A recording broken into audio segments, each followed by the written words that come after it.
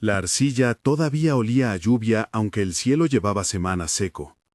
Al deslizar los dedos por la superficie de la tableta, el surco cálido dejaba una huella breve que se mezclaba con millones de huellas más. Manos de niños que ayudaron a amasar barro, la presión de un escriba que había vivido hace milenios, el gesto repetido de quienes guardaban nombres para que no se perdieran. ¿Y si esos surcos, esas cuentas numéricas y esas listas de reyes no fueran invenciones aisladas de una nueva civilización, sino la restauración consciente o inconsciente de memorias que llegaron desde antes del gran borrón que llamamos diluvio? Si te interesa esta mezcla entre mito y arqueología, quédate hasta el final. Suscríbete y deja like para que sigamos explorando juntos estas tramas entre polvo y letra. Caminé entre los toldos de la excavación con las botas pegadas al barro seco, sintiendo cómo el viento levantaba partículas que hacía siglos habían sido sedimento de ríos. Detrás de una vitrina, bajo una luz controlada, la placa de barro conocida como Plimpton 322 parecía tan simple que casi ofendía. Unas columnas de números, líneas trazadas con cuidado. En la sala de conservación, un joven investigador me dijo, con los ojos todavía rojos por la falta de sueño, que aquello era más que una curiosidad matemática. Era la sombra de un pensamiento que conocía el triángulo antes de que Europa lo repitiera en sus escuelas. Si entendemos su sistema sexagesimal, murmuró, veremos una intención: ordenar el cielo para ordenar el tiempo. No es mi pretensión convertir esa intención en prueba absoluta. Digo solo que hay patrones que sugieren continuidad, no invención ex nihilo. El sistema sexagesimal que encontramos en tabletas escolares, la precisión de ciertos cálculos astronómicos o la recurrencia de motivos en arcilla y sello son indicios de saberes transmitidos y ajustados. Algunos estudiosos señalan que ese saber pudo ser absorbido, reelaborado y reivindicado por comunidades como los sumerios. Otros proponen que fueron los guardianes de una tradición más antigua los que como restauradores pusieron orden en el caos de un mundo que había perdido sus coordenadas. Recuerdo la noche en que, junto a una arqueóloga que había leído cada línea de la Sumerian King List, abrimos juntos un facsímil de esa lista que parece burlarse del tiempo. Antes del rebote que los estratos de limo registran, la lista enumera reyes con reinados que suman decenas de miles de años. La lectura literal tropieza con la incredulidad. Sin embargo, interpretar esas cifras como simbólicas o telescópicas no agota el misterio. ¿Podrían ser cifras preservadas a través de tradiciones orales que calculaban tiempo en otra escala? ¿O son, en cambio, restos de un registro que pretendía situar a una ciudad en continuidad con un pasado mítico intencionalmente amplificado? Imagina, me dijo ella, a un escriba que copia un texto viejo en el cual ya se hablaba de reyes y reinados absurdos. Él no los inventa, los preserva. Y al preservarlos, otorga legitimidad. La ciudad que conserva memoria es la ciudad que manda. Hay en esa hipótesis una lógica política, una estrategia de restauración. Traer de vuelta nombres y ordenantes para sostener un presente frágil. En la epopeya de Gilgamesh y en el Génesis hebreo, encontramos ecos que no siempre calzan con una sola cronología, pero que resuenan con la misma pregunta. ¿Qué quedó de aquel caos limpiado por el agua? Susudra, Utnapishtim, Noé, diferentes nombres para un mismo gesto humano en la memoria. Sobrevivir, contarlo, reiniciar. Las tabletas babilónicas del Venus Tablet de Amisaduqa, por ejemplo, documentan observaciones astronómicas repetidas que permiten reconstruir ciclos de Venus. Ese tipo de registros no es simplemente curiosidad celeste. Son medios prácticos de sincronizar el calendario agrícola, ritual y administrativo. Mantener la memoria astronómica equivalía a mantener el orden social. Una mañana, en el laboratorio, sostuve una pieza etiquetada VAT 4924 entre guantes de tela y pensé en la fragilidad de la información escrita en barro. VAT 49, como muchas otras tabletas fragmentarias, ofrece pistas mordisqueadas por el tiempo, nombres incompletos, fórmulas, frases inconexas. Los epigrafistas trabajan con probabilidades, reconstruyendo trozos, probando variantes lingüísticas. Lo hacen con humildad matemática. Esta lectura sugiere, aquella otra podría ser. La ciencia aquí no proclama, propone. Las capas de limo en las llanuras de Mesopotamia añaden otra dimensión. En excavaciones dirigidas por pioneros como Sir Leonard Woolley en Ur y en análisis más recientes de sedimentos, se ha hablado de episodios de inundaciones de gran magnitud. Algunos geólogos han propuesto que cambios en hidrografía y episodios de salinización forzaron reubicaciones, colapsos agrícolas y transformaciones sociales. Otros, con menos convicción, evocan escenarios de inundaciones rápidas. Es en la fricción entre esa evidencia geológica y los textos donde nace la hipótesis central. Quizá las tradiciones sumerias no son el inicio, sino la restauración de un archivo colectivo que sobrevivió al agua en fragmentos orales y materiales. No puedo dejar de mencionar a los que han levantado marcos audaces para interpretar esos fragmentos. Zecaria Sitchin y quienes siguieron esa línea propusieron lecturas que combinan traducción libre con ideas de intervención no humana. Los presentan, cuando se discuten en círculos académicos, como hipótesis marginales. Es correcto llamar a eso especulación. La comunidad especializada, en su mayoría, considera insuficiente y metodológicamente problemática la concatenación de argumentos que sitúan a los Anunnaki como extraterrestres. Es responsable, además, separar el atractivo literario y metafórico de esas narrativas de la evidencia empírica que los arqueólogos y lingüistas usan para reconstruir el pasado. Aún así, seduce la imagen. Una torre que intenta tocar el cielo. Un zigurat que imita en arcilla la idea de escalar el tiempo. El agua que borra y deja un mapa abierto para quien sepa leerlo. La metáfora no es inocua. El zigurat, más que un edificio, puede leerse como un proyecto de restauración, cada escalón una capa de memoria recuperada. Si el me sumerio designaba los dones y las normas que articulaban la vida, entonces la recuperación del me equivaldría a la restauración de un orden técnico-cultural. En ese sentido, las narrativas antiguas describen agentes que transmiten reglas, inventan oficios, inscriben leyes. ¿Hubo verdaderos maestros cuya labor consistió en enseñar saberes técnicos y rituales después de una catástrofe? Algunos textos sugieran esa función. La interpretación exacta, como siempre, queda abierta. En una conversación con un joven filólogo saltaban las palabras restaurador contra inventor. Él sostenía que la palabra correcta era ambas. Restaurar implica inventar formas nuevas a partir de lo que queda. Lo escuché recitar pasajes fragmentarios y luego explicar cómo un instrumento astronómico podía ser reprogramado por nuevas generaciones para nuevas latitudes. Su argumento me hizo ver con mayor claridad la trama práctica. El saber no viaja intacto, se adapta. El que hereda no solo lee, reescribe. Los números de la Plimpton 322 vuelven a la mente cada vez que me planteo la sofisticación de estos herederos. Aquella tabla no es únicamente una curiosidad, es el testimonio de una pedagogía matemática y tal vez de un esfuerzo colectivo por medir el mundo con un lenguaje común. Si los conocimientos matemáticos y astronómicos sobrevivieron, entonces la idea de una restauración cultural como proyecto colectivo gana plausibilidad. No es solo la copia de un texto mítico, sino la reimplantación de instrumentos prácticos para la vida. No pretendo que todo encaje con claridad.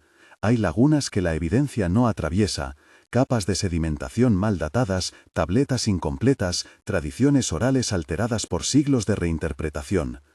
También hay tensiones políticas en la producción del pasado. Registrar una línea real de reyes es una manera de legitimar poder. Por eso, algunos textos pueden exagerar para servirse de memoria.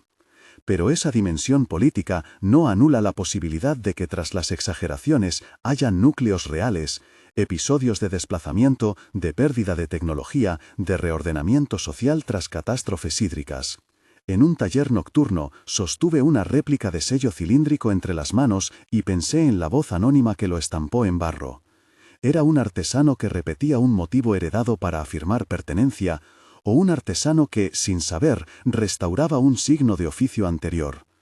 El sello, pequeño y práctico, encarna la tensión entre continuidad y reinvención, un instrumento de identidad que también es mecanismo de transmisión. A medida que avanza la investigación, la hipótesis se vuelve menos binaria. Sumeria pudo ser a la vez un punto de innovación y un nodo restaurador. Los textos que mencionan dioses que entregan Me son pistas de una sociedad que quiso creer en el origen divino del saber. Pero esa creencia no invalida la posibilidad técnica. Los ritos y reglas que se describen podían corresponder a prácticas enseñadas por expertos de generaciones anteriores. En ese hueco entre símbolo y técnica, la memoria civilizatoria se vuelve tangible. Y el agua, siempre el agua, aparece en todas las versiones como borrador y pauta. Las inundaciones pueden destruir archivos y, paradójicamente, crear nuevas geografías de sedimentación donde algunos rastros quedan mejor conservados. En el laboratorio, las muestras de polen y los análisis de microestratos nos cuentan historias de cultivos perdidos, de salinidad creciente, de cambios en los cursos fluviales. Esos no son mitos, son señales. Pero la manera en que esas señales se traducen en relatos depende de comunidades que seleccionan, exageran, minimizan. Allí nace la restauración, no como simple copia, sino como una política cultural que decide qué rescatar del pasado para sostener el nuevo presente. Al salir del complejo, la noche era un manto sin estrellas. Recordé entonces las tablillas de Venus y las secuencias astronómicas que permitieron sincronizar ciclos. Si las estrellas fueron calendarios y también brújulas simbólicas, su lectura continuada puede considerarse un acto de restauración técnicas, volver a aprender los movimientos del cielo para volver a hacer el tiempo humano. La continuidad, tal vez, no es lineal, es circular, intermitente, sujeta a interrupciones por el agua, el fuego o la sequía humana. Pero los restos no mienten del todo.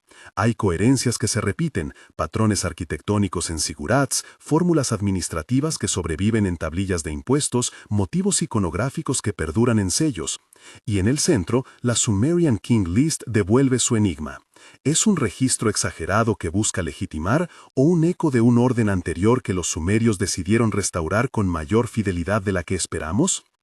Mientras empaquetábamos una pequeña tableta para su envío a un laboratorio lejano, escuché a la conservadora decir con cierta melancolía: «Estos objetos respiran en la oscuridad de los depósitos. Nuestra tarea es escucharlos y traducir su aliento para el presente». Esa frase quedó conmigo. Hay en ella una ética, no se trata de posesión ni de dominio, sino de escucha y traducción. Al mirar las estrellas ausentes sobre la planicie, la pregunta volvió, como una sombra larga. ¿Qué tanto de lo que llamamos nuevo es en verdad un eco renovado? ¿Qué responsabilidad tenemos hoy para preservar nuestras propias tabletas, no solo las de barro, sino las de datos, las de memoria digital, conscientes de que la fragilidad es constante? Permanezco con ese pensamiento mientras cierro la caja y trazo en mi libreta un mapa parcial de pistas que debemos seguir. Cotejar las listas reales con las tradiciones orales, comparar las cifras astronómicas con modelos contemporáneos, revisar las capas de limo con técnicas de datación más finas.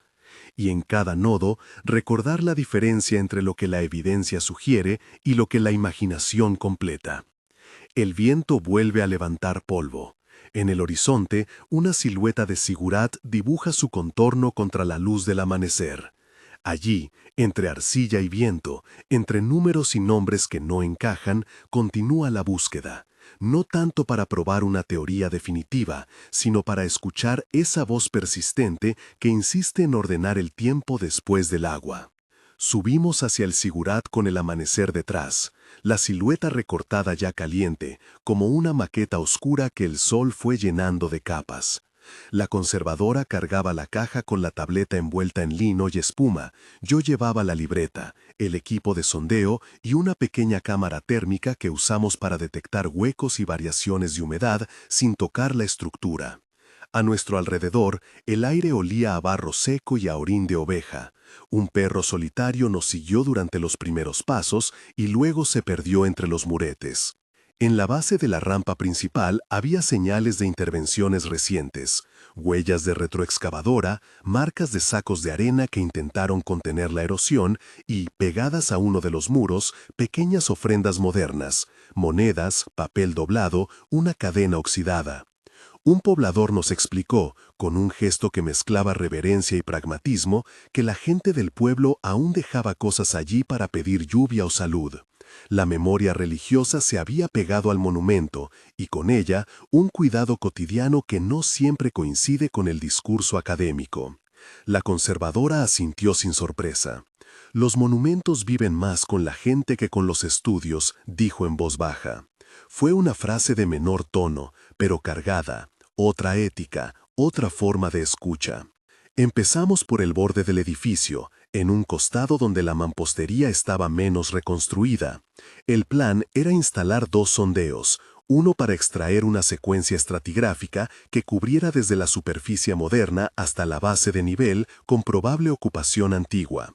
El otro, una pequeña excavación lateral orientada a encontrar restos domésticos que explicaran la función de la plataforma en distintos períodos. El equipo, reducido y preciso, trabajó en silencio. Se sentía el ritmo de la escucha. Cuchara, pincel, saco con tierra etiquetado, puro desplazamiento para producir conocimiento.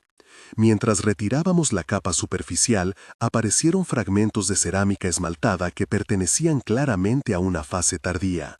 Debajo, los tiestos volvían a ser de arcilla cruda, con impresiones de cordón y huellas digitales. En la tercera fase, la tierra cambió de color y textura. Un limo más oscuro, con restos de carbón y pequeños fragmentos de hueso. Tomamos muestras para el laboratorio. Microfragmentos para antracología, muestras de sedimento para análisis de polen y 3 pequeñas piezas cerámicas para termoluminiscencia. El trabajo científico parecía lento ahí, en la mano a mano con la arcilla, pero detrás de cada gesto había hipótesis largas y debates que podían durar años.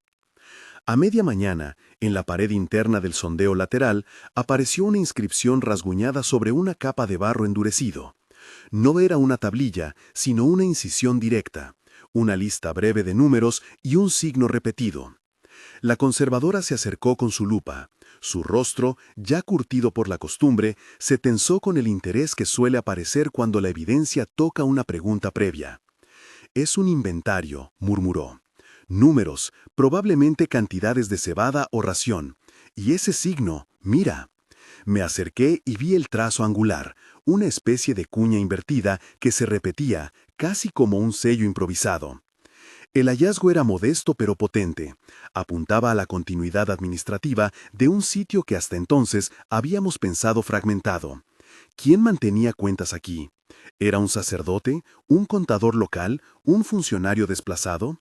La presencia de numeración enlazaba con la idea de prácticas administrativas que sobrevivieron a catástrofes ambientales. Tomamos fotografías, apuntamos coordenadas y cubrimos la pared con tejidos para protegerla del sol. La etiqueta en la libreta marcó la hora exacta. Era una evidencia íntima de que la burocracia, esa técnica de contar y consignar, había formado parte de la vida cotidiana mucho más cercanamente de lo que la grandilocuencia de los sigurs deja ver. A la tarde, en el refugio de campo, revisamos las primeras rastras de datos. Los resultados preliminares de las muestras de polen confirmaban una alternancia histórica, fases con cultivos de cebada y dátil alternadas con episodios de salinización. Los microestratos recogidos de la rampa principal coincidían con episodios de aumento de sedimentos, posiblemente vinculados a flots y avenidas laterales del río. Todo encajaba con la imagen parcial que teníamos, un paisaje que se movía entre productividad y crisis. Pero la inscripción numérica nos recordaba que en medio de esa movilidad la gente siguió contando y organizando. La organización puede sobrevivir incluso a la incomprensión climática. Hay una voluntad administrativa que hace del tiempo una herramienta y no solo un enemigo. Por la noche, la conversación en la tienda derivó inevitablemente hacia la Sumerian King List. La conservadora enarboló la posibilidad que habíamos ido desgranando. Quizá la lista no es un puro mito legitimador, sino un palimpsesto ideológico donde se mezclan recuerdos administrativos reales con narrativas de autoridad. Las listas duras, explicó, no se inventan de la nada. Se ensamblan sobre sustratos técnicos, registros de reparto, genealogías de casas notorias, secuencias de funcionarios. Lo que los historiadores llaman legitimidad muchas veces es una capa superpuesta sobre prácticas ya existentes. Asentí. En nuestra caja había microfichas de contabilidad que, aunque no hablaban de reyes, hablaban de unidades administrativas y de la persistencia de protocolos. Al tercer día, decidimos volver al depósito del museo donde habíamos recogido la tableta. Quería observarla otra vez, bajo una luz controlada, con la calma y el aislamiento que permiten las hipótesis. En la sala climatizada, la tableta exhalaba polvo fino cuando la conservadora la abrió. Al colocarla sobre una lámina de fieltro, los trazos se hicieron legibles con mayor nitidez. Era una pieza administrativa, columnas de cifras, determinantes de medida y, al final, un sello redondo con una iconografía conocida, una figura humana entre dos árboles, que habíamos visto en otros contextos. La combinación reforzaba lo que la inscripción en el sigurat sugería, un sistema de registro extendido. Mientras la conservadora pasaba la lupa, salieron a la luz pequeñas correcciones en la entintación de los signos. Alguien, antiguamente, había raspado y reescrito cifras. Esa práctica de corregir no corresponde a un mero acto rutinario. Tiene la temperatura de la vida administrativa, del error y de la voluntad de mantener la contabilidad coherente con la realidad. Me acordé de la imagen de la conservadora hablando de escuchar a los objetos. Esa tableta hablaba de responsabilidad, de seguimiento, de la necesidad humana de sostener cuentas. Propuse enviar una muestra fotográfica a los colegas de la universidad distante que trabajaban con prosopografías antiguas. Tal vez un nombre administrativo se encajaba con una familia conocida, con un linaje de funcionarios que había sobrevivido al colapso. La conservadora dudó un instante. La publicación prematura podría provocar apresuramientos interpretativos. La divulgación sin protección de los datos geoestratigráficos podía exponer el sitio a saqueadores. Era la tensión clásica entre visibilidad académica y resguardo del patrimonio tangible. Terminamos acordando un plan escalonado, análisis de laboratorio, cotejo interno y luego una comunicación restringida a los pares, evitando dar coordenadas precisas. En la madrugada de un día ventoso, me despertó un ruido sordo, pasos en la terraza del depósito. Salí con una linterna y encontré al vigilante local, la figura discreta que nos avisaba cuando algo escapaba del orden. Traía en las manos un sobre cerrado, y al entregármelo, dijo pocas palabras. Un visitante dejó esto. Dentro había un fragmento de arcilla, apenas un sello con una inscripción que yo no reconocí de inmediato. La caligrafía, sin embargo, tenía algo de familiar, un sello de taller no de autoridad central, con un motivo que repetía la figura del árbol entre dos columnas, pero más esquemática, casi infantil. Lo que me conmovió no fue solo el hallazgo, sino la intención. Alguien, quizá un aficionado o un antiguo trabajador del sitio, había decidido depositar esa pieza en manos de quienes estaban intentando escuchar. En ese gesto espontáneo había una confianza coagulada entre ciudadanía y ciencia, una extensión de la ética que la conservadora invocara la primera noche. Me sorprendió la responsabilidad popular, esa costura social que a veces protege más que las vitrinas. En el laboratorio, la pieza respondió a técnicas no invasivas. La termoluminiscencia marcó un rango temporal que la colocaba un siglo antes de lo que indicaban nuestras hipótesis iniciales sobre la fase mayor del sigurat. Si la datación se confirmaba, el sello podría ser evidencia de una comunidad administrativa precedente, una capa de ocupación previa que articuló un sistema de registro rudimentario. La continuidad se convertía entonces en una genealogía de prácticas, no solo una repetición de motivos, sino una transmisión técnica que sobrevivió catástrofes y reacomodos. Durante la semana siguiente, la búsqueda se rizó en un movimiento de espejos. Cada pequeño descubrimiento llevaba a la necesidad de cotejos, y cada cotejo abría nuevas preguntas. La lista de proyectos en la libreta crecía, análisis de isoformas de arcilla para identificar talleres, estudio paleobotánico más detallado para reconstruir cultivos, trabajo con lingüistas para precisar determinantes locales, entrevistas con ancianos del pueblo para recuperar tradiciones orales que, aunque fragmentarias, podían contener nombres o relatos que hicieran de anclaje. La investigación empezaba a parecerse menos a la recuperación de un pasado estable y más a la reconstrucción de una red de prácticas, creencias y decisiones que tejieron la continuidad. Y en todas las decisiones aparecía la misma pregunta ética: ¿con qué voz publicar? ¿Cómo traducir la voz del barro sin apropiarla? la conservadora propuso un texto colaborativo, coautoría con el pueblo, inclusión de testimonios locales y una política de acceso restringido a determinadas capas de información para proteger el sitio.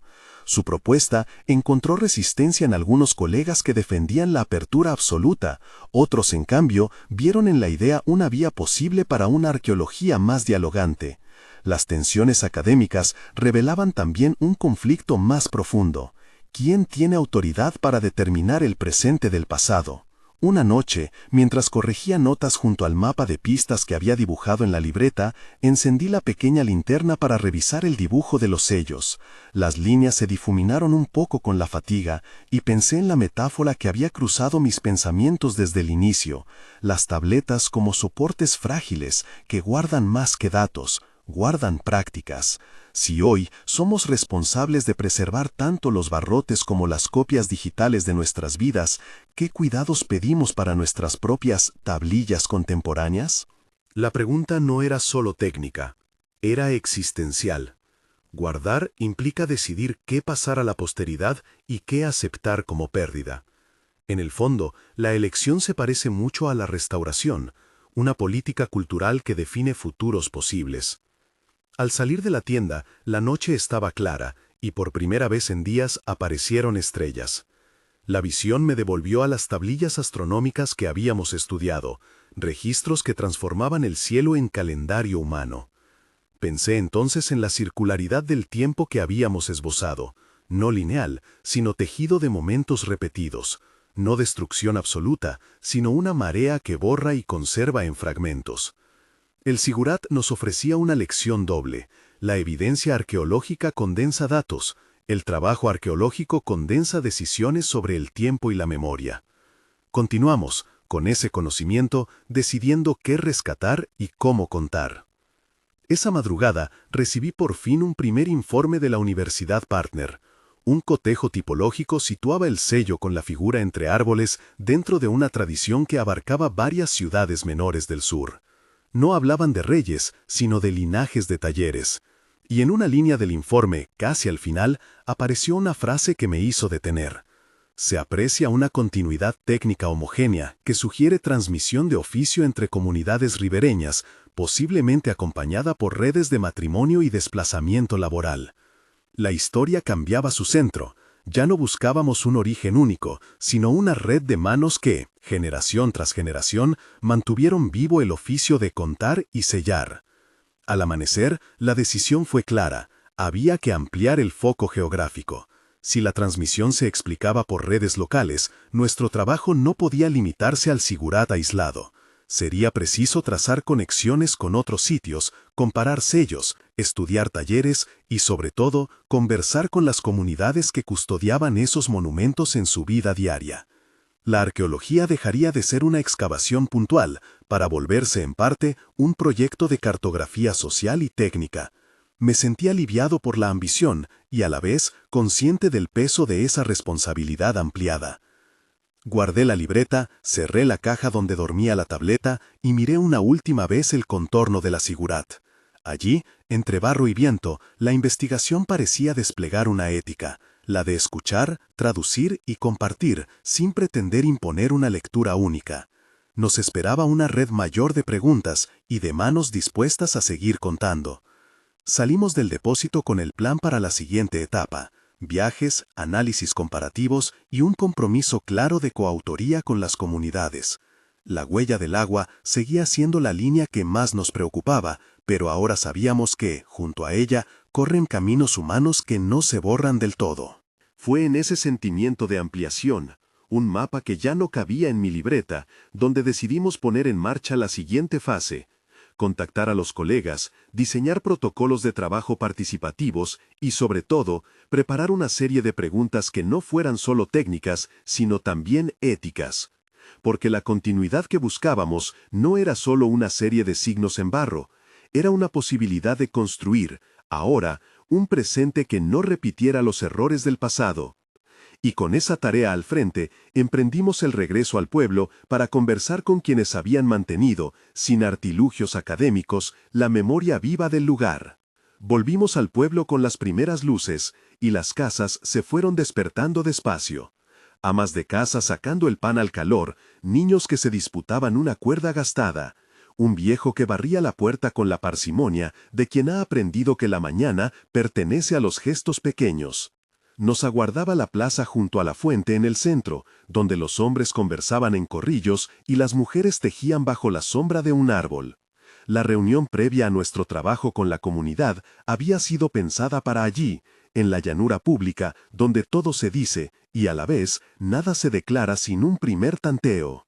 Las primeras conversaciones, formales y luego menos formales, comenzaron con preguntas que no estaban en ninguna guía metodológica. ¿Qué les preocupa?, preguntó Salima, mi colega, con la voz que aprendió a modular para no asustar ni halagar. ¿Qué piensan que deberíamos preguntarles a ustedes? Hubo silencio. Una anciana, la que iba a dirigir luego la asamblea, escupió una respuesta que era mitad advertencia y mitad invitación. No venimos a hacer cosa de nadie, venimos a hacer memoria. Así se trazó la primera regla. Nuestro proyecto tendría que ser escuchado y autorizado, pero también revisado por las urgencias del lugar. No bastaban los consentimientos firmados, necesitábamos tiempo para que la idea de intercambio se volviera creíble. Les propusimos entonces algo práctico, talleres participativos para enseñar a leer los sellos y las tablillas, y al mismo tiempo aprender de ellos sobre las prácticas y los oficios. No quisimos disfrazarlo de beneficencia, lo propusimos como un ejercicio de traducción mutua. En el primer taller desplegamos las fotografías, las fichas tipológicas, los diagramas de las posibles rutas de intercambio. Entre los asistentes había hilanderas, curtidores, un joven pastor, sacerdotes de la pequeña mezquita y dos muchachas que habían vuelto del mercado de la ciudad con la mirada casi desafiante de quien ya conoce la disposición de los precios. Hablamos de técnicas de sellado, de cómo las marcas podían indicar talleres, familias, oficios. Les mostré los dibujos que había hecho en la libreta, los enlaces, las dudas. Todo aquello de pronto perdió su aura académica y se convirtió en anécdota. Uno de los hombres, que antes había sido alfarero, reconoció cierto ángulo de una figura. «Mi abuelo hacía así, con una espátula antes de la cocción», dijo. Otra voz, que nadie esperaba, añadió: «Mi tía supo de un taller en el río, donde se hacía algo parecido. La casa quedó bajo agua hace años, no sé si quedó algo». Un murmullo. Esa mención cambió el rumbo de la sesión. La idea de casas bajo el agua, no solo como imagen arqueológica, sino como realidad reciente, conectó inmediatamente con la huella que tanto nos interesaba: el agua como agente de borrado y de preservación.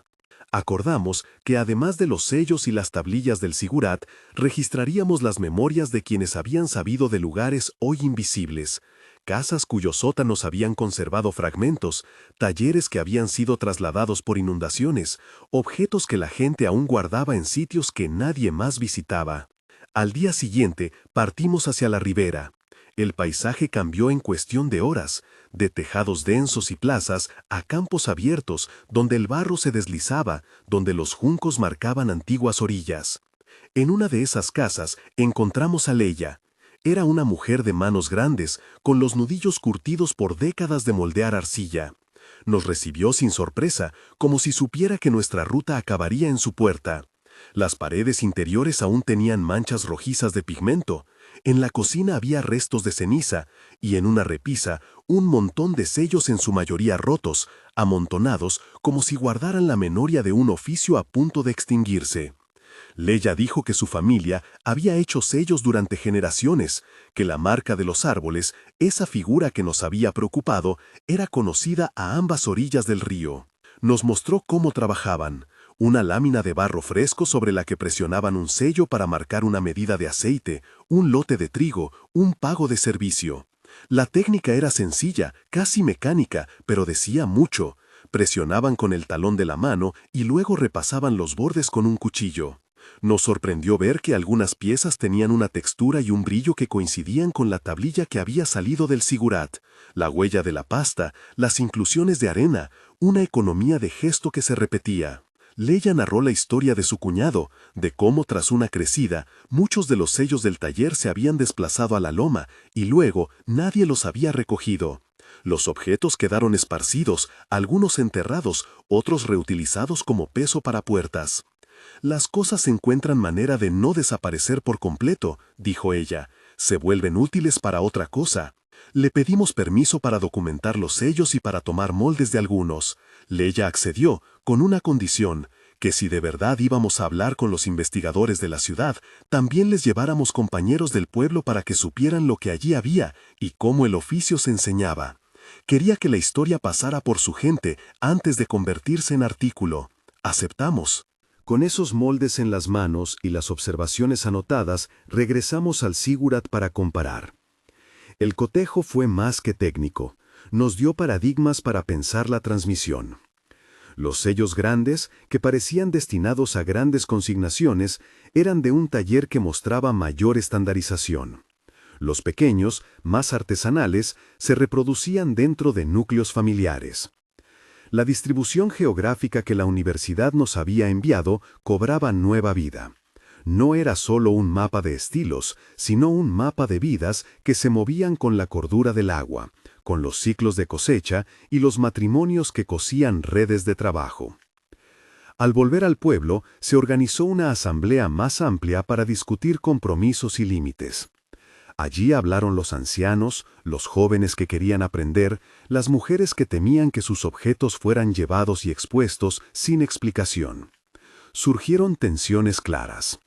El director del Museo Regional, con quien habíamos conversado por teléfono, quería llevar algunas piezas para restaurarlas y conservarlas en condiciones que él calificó como seguras. Muchos en el pueblo entendían esa idea como sacar de la comunidad. Hablamos largo. Explicamos que la conservación no era sinónimo de extracción y que la documentación podía habilitar custodia local si así lo decidían. Pero la desconfianza no se desvaneció de inmediato. De esas conversaciones nació un acuerdo intermedio. Estableceríamos un pequeño depósito comunitario en la casa de Leia, acondicionándolo de manera simple pero eficaz. Ventilación, anaqueles, fichas de procedencia, y formaríamos un equipo local que, con nuestro apoyo, aprendería a registrar, medir y fotografiar objetos. Los objetos más frágiles recibirían moldes y réplicas para exposición en museos. Las originales permanecerían, si la comunidad lo pedía, bajo su custodia. Con esa fórmula logramos algo fundamental: poner en equilibrio el deseo de preservación con el derecho a la memoria vivida. Mientras trabajábamos en el depósito, la gente traía cosas que creía relacionadas: una olla con una huella de sello en la base, una tablilla de barro muy delgada usada más como marcador que como tablilla administrativa, una pequeña placa con iconografía vegetal que se parecía a una de las impresiones que ya habíamos documentado. Las piezas no eran todas de la misma época, lo entendimos pronto, pero la convicción en torno a un mismo oficio permitió leerlas como parte de una red. La arqueología, tal como la proponíamos ahora, se volvía un arte de ensamblar temporalidades. Hubo momentos de intensidad donde lo académico tocó lo íntimo. Una mujer, cuyo hermano había muerto en una inundación reciente, nos ofreció una tablilla que había guardado envuelta en lino. Mi hermano dijo que la guardara porque era de su abuelo. Contó con voz atravesada por la memoria. La tablilla no contenía un texto legible, al menos no en la superficie que pudimos leer. Los objetos no eran todas de la misma época, lo entendimos pronto, pero la convicción en torno a un mismo oficio permitió leerlas como parte de una red. La arqueología, tal como la proponíamos ahora, se volvía un arte de ensamblar temporalidades.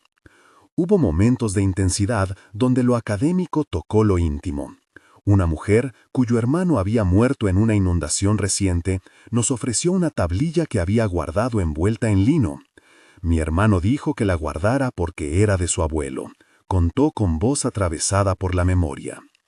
La tablilla no contenía un texto legible, al menos no en la superficie que pudimos leer. Pero alguien, una vieja que había sido aprendiz en un taller, la observó y pronunció una palabra que pareció detener la sala. Firma. Señaló, con una mirada de reconocimiento, un grupo de trazos que no parecían un texto formal, sino la síntesis de un nombre de oficio. «Es la marca de la casa de los curtidores», dijo. Pudimos casi ver el eco de esa firma en las piezas de las paredes, la reputación del taller, la memoria de su trabajo. Aquella noche, al releer las notas, entendí que nuestro trabajo había cambiado de naturaleza. Ya no se trataba solo de recuperar datos para una tipología, se trataba de intervenir en procesos vivos de memoria. Las decisiones que tomáramos se convertirían en caminos posibles para el futuro del pueblo. Enseñar a los jóvenes un oficio que podía reactivarse como economía local, documentar los saberes para que no se perdieran con una generación, o, por el contrario, registrar solamente y no alterar prácticas cuyas vidas ya habían cambiado. Decidimos, con la comunidad, comenzar por un programa de enseñanza dual. Por las mañanas, los jóvenes asistirían a talleres con Leya y otros artesanos. Por las tardes, aprenderían a registrar piezas y a digitalizar fichas. Así nacieron las primeras guardas de memoria, equipos locales que, con cuadernos y cámaras sencillas, anotaban proveniencias, relatos, medidas. Algunos jóvenes se entusiasmaron, otros se mostraron escépticos, pensando en la ciudad y en salarios que el oficio difícilmente podría garantizar. La tensión entre conservación y modernidad volvió a aparecer. Yo, que había llegado para estudiar sellos y tablillas, me encontré a menudo mediando entre esa voluntad de arraigo y la exigencia del porvenir. En una de esas tardes, mientras tomábamos datos en la plaza, llegó un mensajero de la aldea vecina. Traía noticias que nos obligaron a reorganizar los planes. Habían aparecido restos de un taller en una casa que, hasta hace poco, servía de vivienda a una familia de pescadores.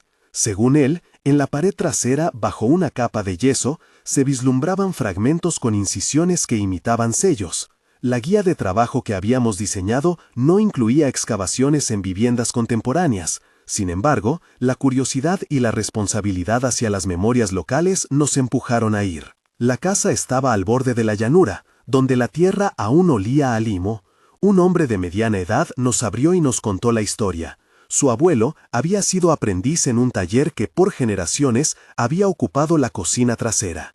Una noche de crecida, la familia tuvo que abandonar la casa, y cuando volvió años después, la parte trasera ya estaba tapiada. Habían usado aquella pared para proteger un hueco que sirviera de despensa. Con el tiempo, el yeso se había partido, y en la grieta se adivinaban patrones. Pedimos permiso para retirar con cuidado una pequeña sección. Cuadramos el trabajo con los dueños. Ellos nos acompañaron mientras con espátulas y pinceles retirábamos capas. Bajo el yeso apareció un registro en bajorrelieve, pequeñas huellas que coincidían con la marca de los árboles y con otras formas que ya sabíamos conectar a la red de talleres ribereños. El descubrimiento fue delicado. No era una tablilla intacta, sino un panel reutilizado como cerramiento doméstico. Aquella reutilización contaba otra historia, la de objetos que habían perdido su función original y habían sido incorporados al día a día. Guardar aquellas piezas en un museo aislado sería, de algún modo, despojar a la memoria de su textura cotidiana. Decidimos entonces documentarlo de manera exhaustiva y dejar el panel en su lugar, con un soporte que evitara futuros desprendimientos. La comunidad agradeció y, por primera vez, algunos que observaban desde la puerta parecieron comprender que la arqueología podía proteger sin desposeer. El cotejo tipológico que realizamos en los días siguientes confirmó hipótesis. Los motivos del panel coincidían con una red que cruzaba las riberas en un corredor que iba de valle en valle. Se abría ante nosotros un mapa humano. Talleres que transmitían oficios a través de redes de matrimonio, de vasos de barro que se movían en caminos de comercio menor, de aprendizajes que se hacían en cocinas. Nuestra investigación, que había empezado en la solidez del sigurat, ahora se extendía a la fragilidad de las casas y de las rutinas. Y con ella, la pregunta sobre el patrimonio cambió de escala. Ya no era solo patrimonio monumental, sino patrimonio doméstico. Fue en esas semanas de trabajo intenso cuando apareció un elemento inesperado. Una joven que coordinaba el equipo de guardas locales, se llamaba Mina, llegó una mañana con un sobre. Dentro, un pedazo de cuero con marcas que, a primera vista, nadie sabía cómo situar. Mina explicó que su abuela había guardado aquello como amuleto. Era una tira de cuero cosida que contenía dentro una pequeña tablilla muy delgada. La tablilla tenía incisiones que parecían signos, pero cuando la limpiamos con cuidado se reveló algo distinto. No era un registro administrativo, sino un sumario de rituales. Había listas de ofrendas, nombres de meses y, en una esquina, un dibujo clavado que parecía una embarcación. «Es la manera en que se aseguraba la temporada de pesca», dijo Mina. La pieza cambió la naturaleza del material que pensábamos estudiar. Ya no eran solo sellos de intercambio económico, sino también marcas de prácticas religiosas y sociales que articulaban las vidas locales. Esa noche, mientras el viento venía del sur y un perro ladraba a lo lejos, repasé los eventos. Habíamos ampliado el mapa: talleres, casas, depósitos comunitarios, un panel reutilizado, una tablilla ritual escondida en cuero. Habíamos también tejido un método que no era académico ni puramente técnico: la arqueología de la escucha. Sentí, por primera vez con nitidez, que los sellos operaban como nodos. Cada sello no solo indicaba una transacción, decía quién era parte de una red social, indicaba un vínculo de familia y oficio, y a veces guardaba un gesto sagrado. Nuestra tarea no sería simplemente recuperar la forma de los signos, sino leer su función en múltiples planos. Antes de dormir cerré la libreta y miré los moldes dispuestos sobre la mesa, como si fueran pequeñas ventanas que podían revelar futuros. Pensé en la circularidad del tiempo que habíamos hablado. La transmisión del oficio no era línea recta, sino acumulación, reciclaje, reescritura en diferentes superficies. Si la conservación debía hacerse con humildad, también tenía que ser proactiva. Hicimos una lista de pasos para los meses siguientes: ampliar la cartografía de talleres, registrar prácticas rituales, formar a más guardas locales y, muy importante, desarrollar un plan de comunicaciones con el Museo Regional para equilibrar las necesidades de conservación con los derechos de las comunidades. Y junto a esa lista, otra cosa: la necesidad de encontrar evidencia material que sostuviera la hipótesis de una red ribereña mayor. En la segunda línea de la libreta escribí una frase que había rondado desde el principio: buscar rutas que conecten. No era una petición técnica, sino un llamado para caminar más kilómetros, para hablar con más manos, para aceptar que el conocimiento vendría tanto de los lodos como de las voces. Al cerrar la puerta del depósito, la luz de la luna delineó el perfil del sigurat en la distancia. Pensé en Leia, en Mina, en la anciana de la plaza y en el mensajero que nos trajo la pista del taller tapiado. Algo más se movía bajo la superficie de nuestro trabajo: la posibilidad de restaurar no solo objetos, sino oficios, y con ellos formas de vida.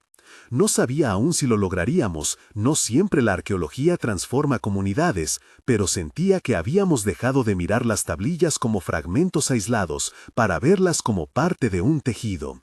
Mañana partiríamos hacia la aldea del otro lado del río, donde, según decían, existía una casa cuyos muros contenían marcas similares.